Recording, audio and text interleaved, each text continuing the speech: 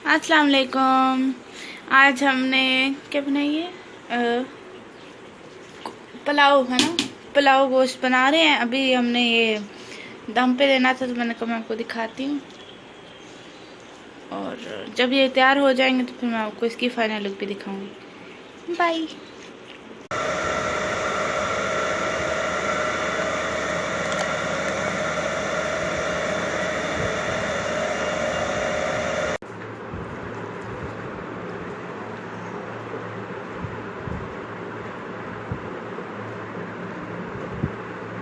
अस्सलाम वालेकुम। मैंने कहा कि मैं आपको बताऊं कि हमारी ईद के जो जोड़े हैं जो स्टिच होकर और हमने धो के वॉश किए हैं और इस्त्री भी किए हुए हैं, ये है।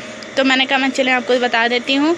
ये है जी मेरे, नहीं सॉरी, ये है मेरी अम्मी की जान के, ये भी मेरी अम्मी जान के हैं, ये मेरे हैं और ये भी मेरे हैं। इसके साथ का जो दुपट्टा है ना वो बहुत ज़बरदस्त है। इसके साथ का भी जो है वो भी है और इनके साथ का भी और इसके साथ। आई होप कि आपको ये पसंद आए होंगे। मैं आपको खोल के नहीं दिखा सकती क्योंकि ये इस्त्री हुए हैं सारे, देख सकते हैं आप। इस्त्री स्टैंड पे रखे हैं मैंने, तो ये ऐसे पड़े हुए थे।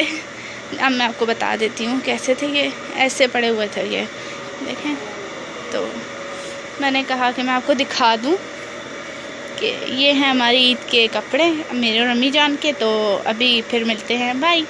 अस्सलाम वालेकुम। मैंने कहा कि मैंने आपको अभी कपड़े दिखाए हैं ईद के अपने और अपनी अम्मी जान के, तो मैंने कहा एक और प्रोडक्ट के बारे में बता दूं। ये है हैंग वैंग का, आप देख सकते हैं जैसे कि हाँ ये, और ये दिखने में बिल्कुल स्टीला की तरह है। स्टीला के वो जो हैं कलर्स उनकी तरह, पर और इनके कलर इनका यूँ है और ये बहुत गंदे गए हैं। ठीक है, आप बिल्कुल मत लें क्योंकि इनका मैंने इनको टेस्ट किया कि मैंने कहा मैं देखती हूँ शायद ये अच्छे हैं कि नहीं, पर जैसे मैंने आंखों पे लगाया मेरी आंखें सारी रेड हो गई। अभी भी रेड हैं पर अब जो है वो एलर्जी ख़त्म हो गई है। तो मैं यही कहूँगी कि आप मत लें, और तो इसलिए मैं यही कहूँगी।